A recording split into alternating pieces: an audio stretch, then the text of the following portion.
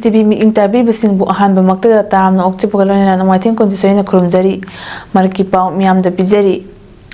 khunayama chakot hanna ba hotna bada mahari singi punsibu achumba lambida lamjingba mathau tai haina Manipur University Register Professor W Chandrababu na fungdokre wafama singasi chingmairong da leiba Classic Grande ki Imperial Hall da High Career na sin na pangtokiba Manipur Education and Career Conclave ki tharongga maileni na fungdokibani Tharamadu da Kanandevi Memorial School Pangagi Principal Ngangbam Gojendro Kindergarten Montessori School Tagyali Founder Dr. Fanesor Longjam Uniguru's ki Chief Executive Officer Rituras Goswami Amadi Desamgi Education Secretary Oinam Romesu Saruyaki Professor Chandrababu na hai lamdamasi da leiriba mahiri singbo mai pakpa ohenduna lamdamasi chawkhotpagi lamjel da khumang chawshinaba career counseling asi pangthok libani mahiri amana masaga chana jaba lambida changshinnaba makogi ahaiba sinpham khangdoktuna karamba career line ga chanagani haiba thidopa mathau tai lamdamasi ki akoibagi fibam amadi award apaga chanaba career opportunity thidokna hawalagliba mahiri singda Kanaba kaya fanghanduna makogi tungi punsi semna lamdamasi chawkhatpa khunai ama ohenbada achobu mateng pangpangamgani amadi public policy studies ta focus piduna lamdamadu sontharakpadagi kanbangamgani public policy studies course asi yamna mathautai chawkhatpa foreign countries singda public policy studies tamba haukiba kuirabusu India dadi Europe kuidi maramasna career counseling conclave asi shinduna lamdamasi ki tungi yumbi singda gyan tahannaba mathautare haiki And today we are facing difficulties in managing our own border. Okay, how to manage conflict studies and conflict research. That is not done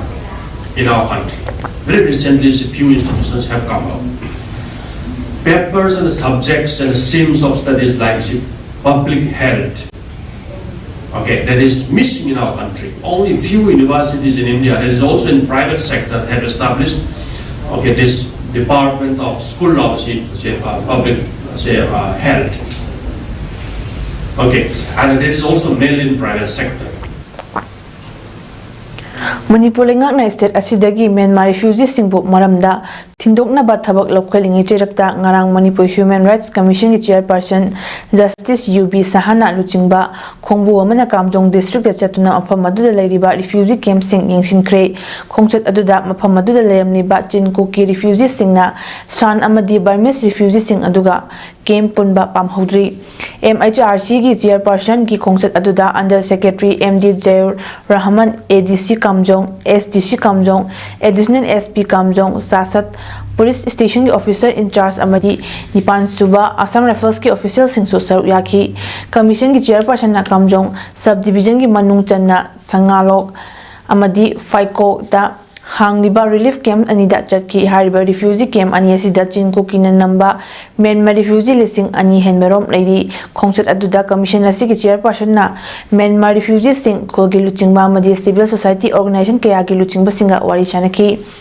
wari sanabadu maru oina refugees sing asigi changdaba yadraba nomagi oiba potlam sing ana layang loinana piklibangang sing like laisu tamnabagi matangda wa khanaki panba yai madudi chahi asigi February thada Kamjong district ki tongan mafam singda hangba relief camp singda leiriba Myanmar refugee lising mangaronggi biometric data khongatpa laikre masigi mathakta hauzik Manipur gi mafam atai singda hangba refugee camp singda punna Myanmar macha lising tarni thoirom leiri haina panari लेकिन उसका blood का जरूरत है तो blood के साथ क्या cookie और मेथी होता है ब्लड तो ब्लड है और 2 बोतल पानी लोगे लास्ट में दोनों बोतल से पानी इधर उधर डालोगे फूल है तो पानी तो गिर जाएगा लेकिन थोड़ा पानी दोनों तरफ फेंकना पड़ेगा देसी लोग कभी बोला तुम भी थोड़ा फेंको उन लोग को भी थोड़ा फेंकने बोलो नहीं तो तुम दोनों में मिल नहीं होगा दोनों को मिलने के लिए कुछ कोशिश करना पड़ेगा जो लोग थोड़ा पढ़ाई कर रहा है जो लोग इंटेलेक्चुअल है उन लोग को ज़्यादा ट्रबल्स लेना पड़ेगा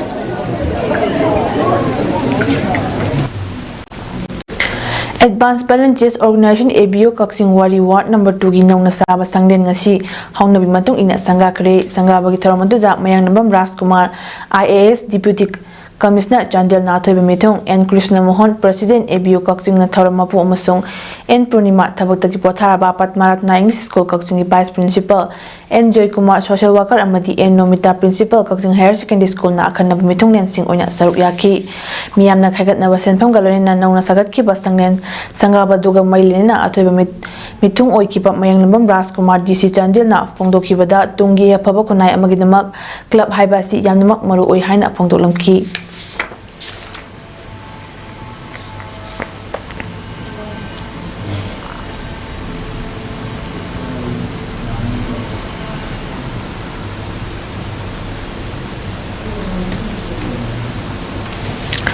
Tidim Road Unique Gaming Players Union Trukpu Nambolgi Executive Member Oina Thawpuramba Foijing Makadagi Oinam Sanatombana Thasiki Hoki Batang Nipanda Manu Matam Sadna Lakidabada Awa Funguki Thorum Ama Trukpu Nambolgi Office Tangasi Pangtokre Tharamandu da Trukpu Nambolgi Thomising na Anitomina Lepna Lakidabagi Tawaina Layamlenda Ing Nachikna Layunaba Tauniki.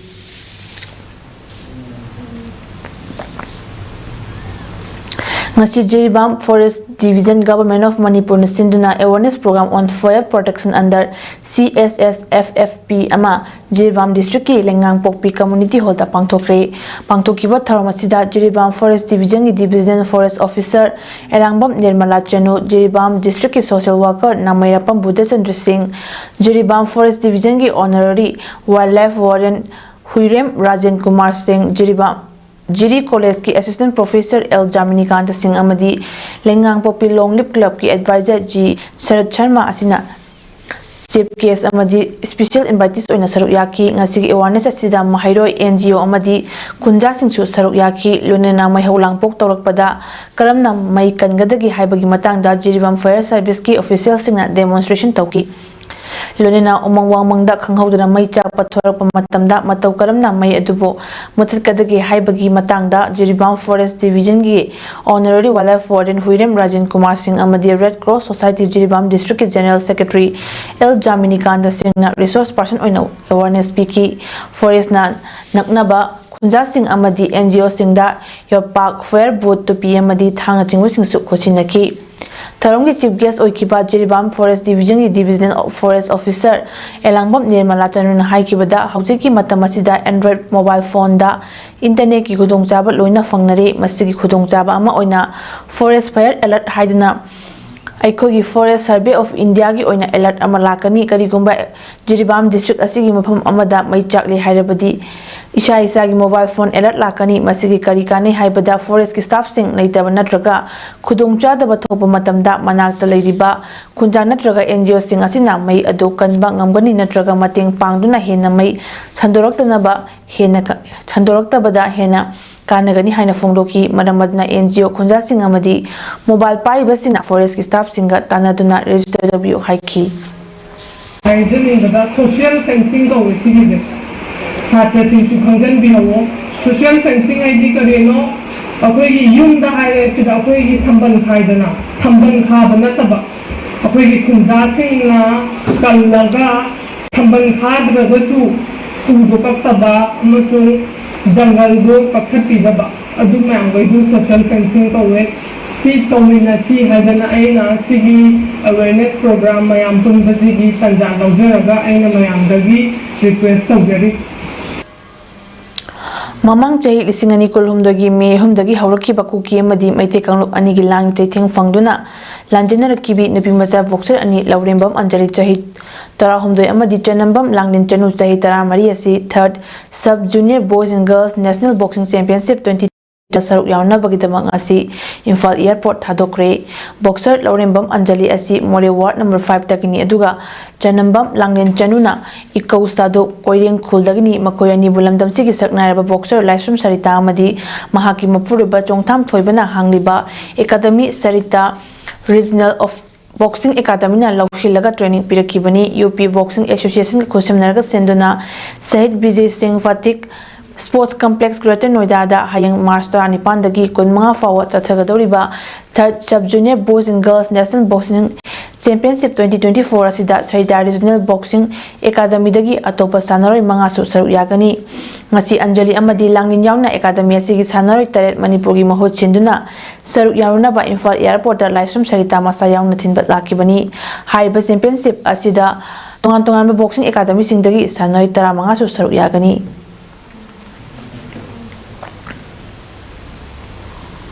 ꯍꯧꯖꯤꯛ ꯃꯣꯏ national ꯆꯠꯀꯗꯧꯕ ꯑꯉꯥꯡ ꯑꯅꯤꯁꯦ ꯑꯃꯅ ꯃꯣꯔꯦꯗꯒꯤ ꯑꯃꯅ ꯏꯀꯧ ꯑꯗꯣꯝ ꯁꯥꯏꯠꯇꯒꯤ ꯍꯥꯏꯇꯥꯔꯦ ꯃꯣꯏꯁꯦ ꯃꯅꯤꯄꯨꯔꯗ ꯍꯧꯖꯤꯛ ꯊꯣꯛꯏꯕ ꯏꯔꯥꯡꯁꯤꯗ ꯃꯣꯏꯁꯦ ꯃꯩ ꯃꯀꯩ ꯂꯩꯇ꯭ꯔꯒ ꯑꯩꯈꯣꯏꯒꯤ ꯃꯩ ꯊꯥꯗꯣꯛꯑꯒ ꯃꯣꯏꯁꯦ ꯂꯥꯟꯖꯦꯜꯂꯛꯄ ꯑꯗꯒꯤ ꯔꯤꯂꯤꯐ ꯀꯦꯝꯞꯗꯒꯤ ꯑꯩꯅ ꯁꯨꯝ ꯃꯇꯦꯡ ꯄꯥꯡꯕ ꯆꯠꯄ ꯃꯇꯝꯗ ꯔꯤꯂꯤꯐ ꯀꯦꯝꯞꯁꯤꯗꯒꯤ ꯑꯩꯅ ꯃꯣꯏ ꯕꯣꯛꯁꯤꯡ ꯄꯥꯝꯕ꯭ꯔꯥ ꯕꯣꯛꯁꯤꯡꯒꯤ ꯃꯔꯝꯗ ꯋꯥꯔꯤ ꯁꯥꯟꯅ ꯕꯣꯛꯁꯤꯡ ꯁꯥꯟꯅꯅꯤꯡꯉꯗꯤ ꯑꯩ ꯅꯥꯛꯇ ꯆꯠꯁꯦꯅ ꯃꯣꯏ ꯁꯥꯟꯅꯅꯤꯡꯉꯦꯅ ꯇꯧꯔꯒ ꯃꯣꯏ ꯔꯤꯂꯤꯐ ꯀꯦꯝꯞꯗꯒꯤ ꯃꯣꯏ 10ꯃꯨꯛ ꯑꯩꯅ ꯈꯜꯂ ꯄꯣꯔꯛꯄꯅꯦ ꯑꯗꯣ ꯍꯧꯖꯤꯛꯀꯤ ꯑꯣꯏꯅꯗꯤ ꯌꯥꯝꯅ ꯍꯥꯏꯇꯥꯔꯦ ꯌꯥꯝꯗꯕ ꯃꯇꯝ ꯌꯥꯝꯗꯅ ꯍꯥꯏꯇꯥꯔꯦ ꯃꯇꯝ ꯌꯥꯝ ꯁꯥꯡꯅ ꯂꯧꯗꯕ ꯑꯉꯥꯡꯁꯤꯡꯁꯦ ꯌꯥꯝꯅ ꯏꯝꯄ꯭ꯔꯨꯚꯃꯦꯟ ꯂꯩꯔꯀꯥꯟꯗ ꯉꯁꯥꯏꯒꯤ ꯃꯅꯤꯄꯨꯔꯒꯤ ꯑꯣꯏꯅ ꯃꯣꯏ ꯑꯅꯤꯁꯤ ꯔꯤꯄ꯭ꯔꯖꯦꯟ ꯇꯧꯕ ꯃꯅꯤꯄꯨꯔꯒꯤ ꯆꯠꯇꯣꯏꯅꯦ ꯑꯁꯤꯗ